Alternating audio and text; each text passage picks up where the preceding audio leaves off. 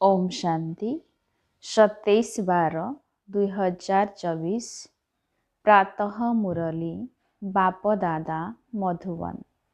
बाबा कहते मिठे बच्चे माया बहुत शक्तिशाली अटे, ताठारु सावधान रुह।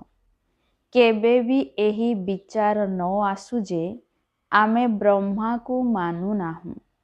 आमर तो सीधा सड़क शिव बाबा सहित संपर्क रही। माया बहुत शक्तिशाली अटे, ताठारु सावधान रुह। केबे भी एही विचार न आसु जे आमे ब्रह्मा को मानु नाहु। आमर तो सीधा सड़क शिव बाबा सहित संपर्क रही। बाबांकर प्रश्न अछि, केउ पिलामानक प्रति समस्तंकर स्नेह स्वतः जाइथाए? केउ पिलामानक प्रति समस्तंकर स्नेह स्वतः जाइथाए? उत्तर बाबा कहउछंती, जे प्रथमे प्रत्येक कथा को निजे वास्तविक भावे धारण करी पुणी अन्य मानकु कहउछंती, सेमानक प्रति समस्तंकर स्नेह स्वतः जाइथाए। ज्ञान को प्रथमे निजे जीवन रे धारण करी बहुतंकर सेवा करिबाकु हेबो, तेबे जाई समस्तंकर स्नेह मिलिबो। जदि केही निजे करू नाहंती, केवल अन्य मानकु कहउछंती, तेबे तांकु किए मानिबो? से तो जेपरी पंडित होई गले। ओम शांति। पिला मानकु बाबा पचारुछंती, आत्मा मानकु परमात्मा पचारुछंती, ए कथा तो जानिछ जे आमे परम पिता परमात्मा को सम्मुखरे बसिचु। बाबांकर निजर रथ अर्थात शरीर नाही, एही कथा उपरे निश्चय रहिछे ना। ए भ्रुकुटी बाबांकर निवास स्थान अटे। बाबा निजे कहिछंती, मु एहांकर भ्रुकुटी मध्यरे विराजमान करे। एहांकर शरीर धार सूत्र रे निये। जेपरी आत्मा भ्रुकुटी मध्यरे थाए, सेहीपरि बाबा मध्य एहिठारे आसी बसिथांती। ब्रह्मा भी अछंती, पुणी शिव बाबा मध्य अछंती। जदि ये ब्रह्मा न थांते, तेबे शिव बाबा मध्य न थांते। जदि केही कहउछंती जे आमे तो शिव बाबा को ही मने पकाउछु, ब्रह्मा को नुहे, किंतु शिव बाबा कहिबे किपरि? शिव बाबा को तो सर्वदा उपरे मने पकाई आसीछ। एबे तुमे पिला माने जानिछ जे आमे एठारे बाबांको सम्मुखरे बसिचु। एपरि तो भाबिबो नाही जे शिव बाबा उपरे अछंती। जेपरि भक्ति मार्गरे कहउछंती जे शिव बाबा उपरे अछंती, किंतु तांकर महिमा एठारे पूजा करा जाउछि। यह बहुत बुझिबार कथा। तुमे माने जानिछ बाबा नॉलेजफुल अर्थात ज्ञानर सागर अटंती। तेबे नॉलेज किपरि शुणाउछंती? ब्रह्मा को मुख द्वारा शुणाउछंती। केही केही कहिथांती, आमे ब्रह्मा को मानु नाहु, किंतु शिव बाबा कहउछंती, मु एही मुख द्वारा ही तुमको कहूछि, मते मने पकाओ। एहा बुझिबार कथा ना। ब्रह्मा तो निजे कहउछंती, शिव बाबा को मने पकाओ। से कौन कहउछंती कि मते मने पकाओ? एहांको द्वारा शिव बाबा कहउछंती, मते मने पकाओ। एही मंत्र मु एहांको मुख द्वारा देउछि। ब्रह्मा न थिले मु मंत्र किपरि देइथांती? ब्रह्मा न थिले तुमे शिव बाबा को सहित किपरि मिसी थांत? किपरि मो पाखरे बसी थांत?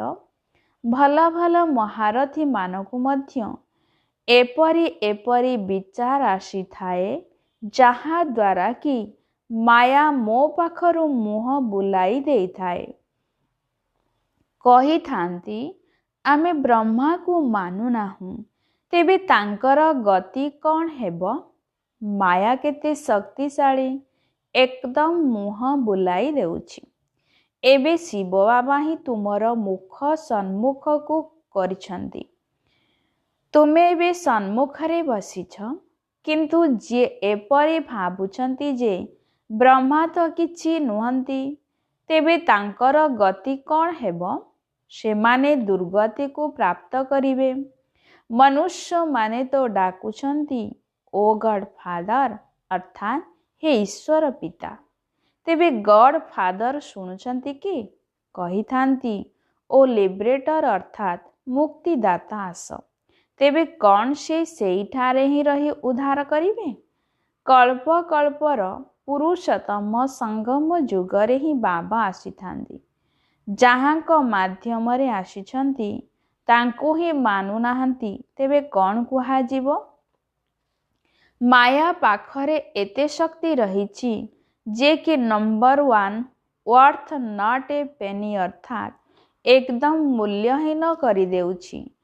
ଏପରି ମଧ୍ୟ କୌଣସି ସେଣ୍ଟରରେ ଅଛନ୍ତି। ସେଥିପାଇଁ ତ ବାବା କହୁଛନ୍ତି ସାବଧାନ ରୁହ। ଯଦିଓ ବାବା ଶୁଣାଇଥିବା ଜ୍ଞାନ ଅନ୍ୟମାନଙ୍କୁ ଶୁଣାଉଛନ୍ତି, କିନ୍ତୁ ପଣ୍ଡିତ ସଦୃଶ।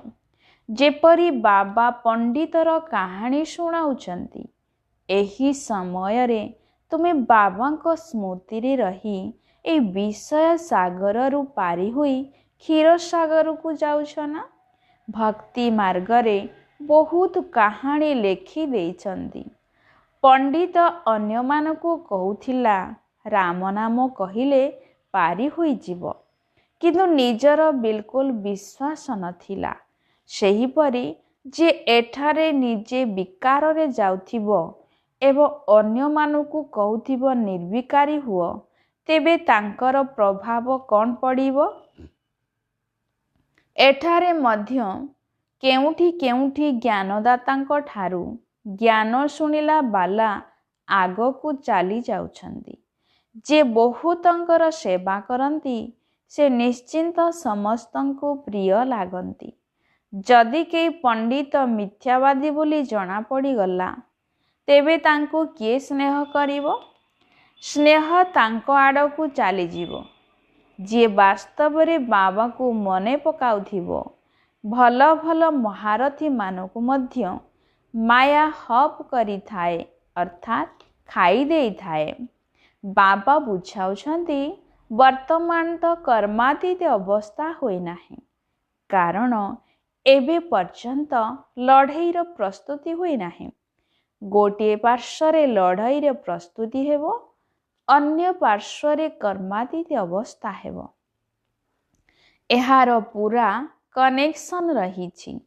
ଲଢ଼େଇ ପୁରା ହୋଇଯିବ, ତାପରେ ଟ୍ରାନ୍ସଫର ହୋଇଯିବ ପରମ ଧାମକୁ। ପ୍ରଥମେ ରୁଦ୍ରମାଳା ଅର୍ଥାତ୍ ଆତ୍ମାମାନଙ୍କର ମାଳା ତିଆରି ହେବ। ଏହି କଥା ଆଉ କେହି ଜାଣିନାହାନ୍ତି। ଏବେ ତୁମେମାନେ ଜାଣୁଛ ଯେ ଏହି ଦୁନିଆକୁ ପରିବର୍ତ୍ତନ ହେବାକୁ ପଡ଼ିବ। ସେ ଭାବୁଛନ୍ତି ଦୁନିଆ ଆହୁରି 40,000 ଚାଲିବ। ତୁମେମାନେ ଜାଣୁଛ ବିନାଶ ତ ସମ୍ମୁଖରେ ଉପସ୍ଥିତ। ତୁମେ ଅଳ୍ପ ସଂଖ୍ୟକ, ସେମାନେ ଅନେକ। ତେବେ ତୁମ କଥା କିଏ ମାନିବ? ଯେତେବେଳେ ତୁମର ବୃଦ୍ଧି ହୋଇଯିବ ଏବଂ ତୁମର ଯୋଗ ବଳ ଦ୍ୱାରା ଅନେକ ଆକର୍ଷିତ ହୋଇ ଆସିବେ, ଯେତିକି ତୁମର କଳଙ୍କି ବାହାରିଯିବ, ସେତିକି ତୁମ ଭିତରେ ଶକ୍ତି ଭରି ଚାଲିବ। ଏପରି ନୁହେଁ କି ବାବା ଜାନିଜାନନହାର ଅର୍ଥାତ୍ ସର୍ବଜ୍ଞାତା ଅଟନ୍ତି। ସେ ସମସ୍ତଙ୍କର ଅବସ୍ଥାକୁ ଜାଣିଛନ୍ତି। ବାବା କ'ଣ ପିଲାମାନଙ୍କର ଅବସ୍ଥାକୁ ଜାଣିବେ ନାହିଁ? ସବୁ କିଛି ଜଣାଥାଏ। ଏବେ ତ କର୍ମାତୀତ ଅବସ୍ଥା ହୋଇପାରିବ ନାହିଁ। ବହୁତ ବଡ଼ ବଡ଼ ଭୁଲ ହେବା ମଧ୍ୟ ଅସମ୍ଭବ ନୁହେଁ। ଭୁଲ ତ ମହାରଥୀଙ୍କ ଦ୍ୱାରା ମଧ୍ୟ ହେଉଛି। କଥାବାର୍ତ୍ତା, ଚାଲିଚଳନ ଆଦି ସବୁ ପ୍ରସିଦ୍ଧ ହୋଇଯାଏ।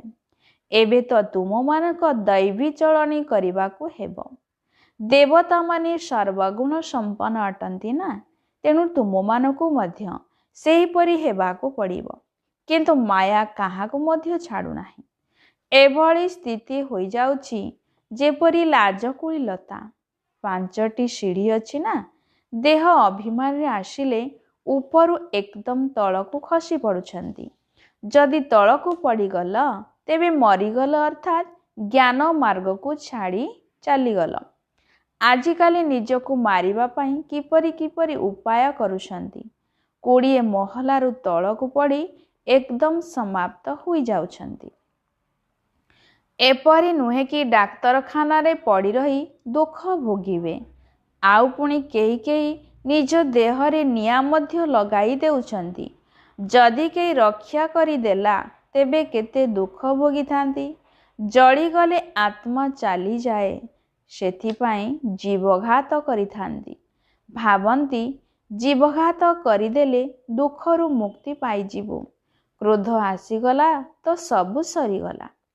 କେହି ତ ହସ୍ପିଟାଲରେ ପଡ଼ି କେତେ ଦୁଃଖ ପାଉଛନ୍ତି। ଡାକ୍ତରମାନେ ବୁଝିଯାଆନ୍ତି ଏ ଦୁଃଖରୁ ମୁକ୍ତି ପାଇପାରିବ ନାହିଁ, ତାଠାରୁ ତ ଭଲ ବିଷ ଔଷଧ ଦେଇଦେଲେ ଶେଷ ହୋଇଯିବେ। କିନ୍ତୁ ସେମାନେ ଜାଣିଥାନ୍ତି ଏପରି ଔଷଧ ଦେବା ମହାପାପ। ଆତ୍ମା ନିଜେ କହିଥାଏ ଏହି କଷ୍ଟ ଭୋଗିବା ଅପେକ୍ଷା ଶରୀର ତ୍ୟାଗ କରିଦେବା ଭଲ। କିନ୍ତୁ ଶରୀରରୁ କିଏ ଅଲଗା କରିବ? ଏହା ହେଉଛି ଅପାର ଦୁଃଖର ଦୁନିଆ। ସେଠାରେ ଅପାର ସୁଖ ରହିଛି। ତୁମେ ପିଲାମାନେ ଜାଣିଛ, ଏବେ ଆମକୁ ଫେରିବାକୁ ହେବ। ଦୁଃଖ ଧାମରୁ ସୁଖ ଧାମକୁ ଯିବାକୁ ହେବ। ତେଣୁ ତାକୁ ମନେ ପକାଇବାକୁ ପଡ଼ିବ। ବାବା ମଧ୍ୟ ସଙ୍ଗମ ଯୁଗରେ ଆସୁଛନ୍ତି, ଯେତେବେଳେ କି ଦୁନିଆକୁ ବଦଳାଇବାକୁ ହୋଇଥାଏ। ବାବା କହୁଛନ୍ତି, ମୁଁ ଆସିଛି ତୁମମାନଙ୍କୁ ସମସ୍ତ ଦୁଃଖରୁ ମୁକ୍ତ କରି ନୂଆ ପବିତ୍ର ଦୁନିଆକୁ ନେଇଯିବା ପାଇଁ। ପାବନ ଦୁନିଆରେ ଅଳ୍ପ ସଂଖ୍ୟକ ରହିଥାନ୍ତି। ଏଠାରେ ତ ବହୁତ ଅଛନ୍ତି ଏବଂ ସମସ୍ତେ ପତିତ। ସେଥିପାଇଁ ଡାକୁଛନ୍ତି, ହେ ପତିତ ପାବନ। ଏ କଥା କ'ଣ ଜାଣିଛନ୍ତି ଯେ ଆମେ ମହାକାଳକୁ ଡାକୁଛୁ? ଆମକୁ ଏ ଛି ଛି ଦୁନିଆରୁ ଘରକୁ ନେଇ ଚାଲ। ବାବା ନିଶ୍ଚିନ୍ତ ଆସିବେ, ସମସ୍ତେ ମରିବେ, ତେବେ ଯାଇ ତ ଶାନ୍ତି ହେବ ନା। ଶାନ୍ତି ଶାନ୍ତି କରି ଚିତ୍କାର କରୁଛନ୍ତି। ଶାନ୍ତି ତ କେବଳ ଶାନ୍ତିଧାମରେ ହିଁ ହେବ। ପରନ୍ତୁ ଏ ଦୁନିଆରେ ଶାନ୍ତି କିପରି ହେବ? ଏଠାରେ ତ ବହୁତ ମନୁଷ୍ୟ ଅଛନ୍ତି। ସତ୍ୟ ଯୁଗରେ ତ ସୁଖ ଶାନ୍ତି ଉଭୟ ଥିଲା। ଏବେ ତ କଳିଯୁଗରେ ଅନେକ ଧର୍ମ ରହିଛି। ଯେତେବେଳେ ସେସବୁ ସମାପ୍ତ ହୋଇଯିବ, ଗୋଟିଏ ଧର୍ମର ସ୍ଥାପନା ହେବ, ସେତେବେଳେ ଯାଇ ସୁଖ ଶାନ୍ତି ଆସିବ। ହାହାକାର ପରେ ପୁଣି ଜୟ ଜୟକାର ହେବ। ଆଗକୁ ଗଲେ ଦେଖିବ ମୃତ୍ୟୁର ବଜାର କେତେ ଗରମ ହେବ। କିପରି ମରିବେ, ବମ୍ ଦ୍ୱାରା ମଧ୍ୟ ନିଆଁ ଲାଗିବ। ସେହି ସମୟ ଆସିଲେ ସମସ୍ତେ କହିବେ ଯେ ବାସ୍ତବରେ ବିନାଶ ତ ନିଶ୍ଚୟ ହେବ। ତୁମେ ପିଲାମାନେ ଜାଣିଛ ଏହି ସୃଷ୍ଟିର ଚକ୍ର କିପରି ଘୁରୁଛି? ବିନାଶ ତ ନିଶ୍ଚୟ ହେବ। ଗୋଟିଏ ଧର୍ମର ସ୍ଥାପନା ବାବା କରାଉଛନ୍ତି, ରାଜଯୁଗ ମଧ୍ୟ ଶିଖାଉଛନ୍ତି। ବାକି ସବୁ ଧର୍ମ ସମାପ୍ତ ହୋଇଯିବ। ଏସବୁ କଥାର ଗୀତାରେ କିଛି ବର୍ଣ୍ଣନା ନାହିଁ। ତେବେ ଗୀତା ପଢ଼ି ଲାଭ କ'ଣ? ଶାସ୍ତ୍ରରେ ବର୍ଣ୍ଣିତ ଅଛି, ସମ୍ପୂର୍ଣ୍ଣ ପ୍ରଳୟ ହୋଇଯିବ। ସାରା ଦୁନିଆ ଜଳମୟ ହୋଇଯିବ। ଯଦିଓ ଜଳମଗ୍ନ ହୋଇଥାଏ, ପରନ୍ତୁ ସାରା ଦୁନିଆ ତ ଜଳମୟ ହୁଏ ନାହିଁ। ଭାରତ ତ ଅବିନାଶୀ ପବିତ୍ର ଭୂମି ଅଟେ। ସେଥିରେ ମଧ୍ୟ ଆବୁ ହେଉଛି ସବୁଠାରୁ ପବିତ୍ର ତୀର୍ଥସ୍ଥାନ, ଯେଉଁଠି ବାବା ଆସି ସମସ୍ତଙ୍କର ସଦ୍ଗତି କରିଥାନ୍ତି। ଦିଲୱାଡ଼ା ମନ୍ଦିର ଏହାର କେତେ ଭଲ ସ୍ମୃତି ଚିହ୍ନ ଅଟେ। କେତେ ଅର୍ଥପୂର୍ଣ୍ଣ ସ୍ମାରକୀ ରହିଛି। ପରନ୍ତୁ ଯେଉଁମାନେ ନିର୍ମାଣ କରିଛନ୍ତି ସେମାନେ ମଧ୍ୟ ଏହା ଜାଣିନାହାନ୍ତି। ତଥାପି ସେମାନେ ଭଲ ବୁଦ୍ଧିମାନ ଥିଲେ ନା। ଦ୍ୱାପର ଯୁଗରେ ମଧ୍ୟ ନିଶ୍ଚିନ୍ତ ଭଲ ବୁଦ୍ଧିମାନ ଥିବେ। କଳି ଯୁଗରେ ତ ସମସ୍ତେ ତମୋ ପ୍ରଧାନ। ସବୁ ମନ୍ଦିରଠାରୁ ତାହା ହେଉଛି ଶ୍ରେଷ୍ଠ, ଯେଉଁଠି ତୁମେମାନେ ବସିଛ। ତୁମେ ଜାଣିଛ ଆମେ ଚୈତନ୍ୟ ଅଟୁ। से हेउछि आमर जड़ स्मृति चिन्ह। बाकी भविष्यतरे आहुरी भी अनेक मंदिर तैयारी हेबो। पुणी सबु मंदिर आदि नष्ट हेबार समय मध्य आसीबो। सबु मंदिर आदि भांगी तुटी जीवो। होलसेल मृत्यु हेबो। महाभारी महाभारत लड़ेईर गायन रही ना, जेउथिरे समस्ते खलास होइजिबे। एकथा मध्य तुमे बुझुछ। बाबा संगम जुगरे ही आसंती। बाबा को रथ तो दरकार ना।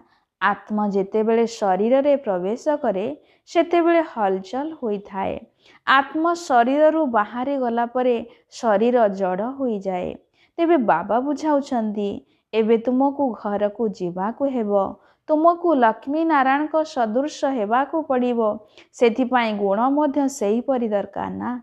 तुमे पिला माने ए खेल को मध्य जानिछ ए खेल केते विचित्र भावे तैयारी होईछि।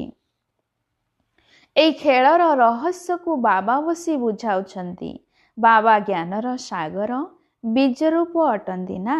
बाबा ही आसी सारा वृक्षर ज्ञान देइथांती। एथिरे कौन कौन होई थाए? तुमे एथिरे केते अभिनय करिछ? अधा कल्प हेउछि दैवी राज्य, अधा कल्प आसुरी राज्य। जेउ माने भल भल पिला तांको बुद्धि रे सारा ज्ञान रही थाए। बाबा तुमको निज समान टीचर करुचंती। शिक्षक मध्य क्रमानुसारे रही थांती। केही तो शिक्षक होई मध्य पुणी बिगिड़ी जाई थांती। बहुतों को शिक्षा देई पुणी निजे ही ज्ञान मार्ग को छाड़ी चली जाउछंती। छोट छोट पिलामानक भितरे भिन्न भिन्न संस्कार थाए। बाबा बुझाउछंती एठारे मध्य जे ज्ञान को ठीक भावरे बुझु नाहांती, चलनी सुधारू नाहांती, सेमाने बहुतों को दुख देवार निमित्त होई जाउछंती। एकथा मध्य शास्त्र रे वर्णित अछि। असुर माने लुचि करी बसुथिले, पुणी बाहर को जाई विश्वासघातक होई बहुत हैरान करुथिले। एही भली बहुत किछि हेबारे लागिछि। उच्चरु उच्च बाबा जो स्वर्ग स्थापना करुछंती सेथिरे केते विघ्न रूप होई जाउछंती। बाबा बुझाउछंती तुमे पिला माने सुख शांतिर स्तंभ अट। तुमे बहुत राजकीय अट। तुमठारु रयाल बा राजकीय ए समय रे आउ केही नाहांती। तुमे बेहद बाबा अर्थात अविनाशी पितांकर संतान अट। तेणु केते मिठा होई चलिबा दरकार। काहाकू दुख देवा उचित नुहे, नचेत ता शेष समय रे मने पड़िबो, पुणी दंड भोग करिबा को पड़िबो। बाबा कहउचंती एबे तो घर को जीवाकू हेबो। सूक्ष्म लोकरे पिलामानकू ब्रह्मांकर साक्षात्कार होई थाए। तेणु तुमे मध्य एपरि सूक्ष्म लोक निवासी हुओ। मोवी अर्थात फरिस्ता स्वरूपर अभ्यास मध्य करिबाकू हेबो। सेथिपाई बहुत कम एवं मीठा कथा कुह। एही भली पुरुषार्थ करी करी तुमे शांतिर स्तंभ होई जीवो। तुमर शिक्षादाता स्वयं बाबा अटंती। तुमको पुणी अन्य मानकू शिखाइबाकू हेबो। भक्ति मार्ग टकी अर्थात बाणीर मार्ग अटे। एबे तुमको शांत रहिबाकू पड़िबो। अच्छा, मिठे मिठे शिकिल दे संतान मानक प्रति माता पिता बाप दादांकर शुभ सकाळ। आत्मिक पितांकर आत्मिक संतान मानकू नमस्ते। धारणा पाई मुख्य सारांश नंबर 1, बहुत राजकीयतार सहित मिठा हुई चलिबाकू हेबो। शांति एवं सुखर स्तंभ हेबाकू हेले बहुत कम एवं मीठा कथा कहिबाकू हेबो। फरिस्ता स्वरूपरे रहिबार अभ्यास करिबाकू हेबो। बाणी रे आसीबार नाही। द्वितीय पॉइंट, निजर चालीचलनी को दैवी करिबाकू हेबो। लाजकुली लता भली हेबार नाही। अंतिम लड़ेई लागिबा पूर्वरु कर्मातीत अवस्था पर्यंत पहुँचीबाकू पड़िबो। निजे निर्विकारी होई अन्य मानकू मध्य निर्विकारी करिबार सेवा करिबाकू हेबो। आजिर वरदान अछि, पवित्र स्नेहर पालना द्वारा ସମସ୍ତଙ୍କୁ ସ୍ନେହର ସୂତ୍ରରେ ବାନ୍ଧୁଥିବା ମାଷ୍ଟର ସ୍ନେହର ସାଗର ହୁଅ। ପବିତ୍ର ସ୍ନେହର ପାଳନା ଦ୍ୱାରା ସମସ୍ତଙ୍କୁ ସ୍ନେହର ସୂତ୍ରରେ ବାନ୍ଧୁଥିବା ମାଷ୍ଟର ସ୍ନେହର ସାଗର ହୁଅ।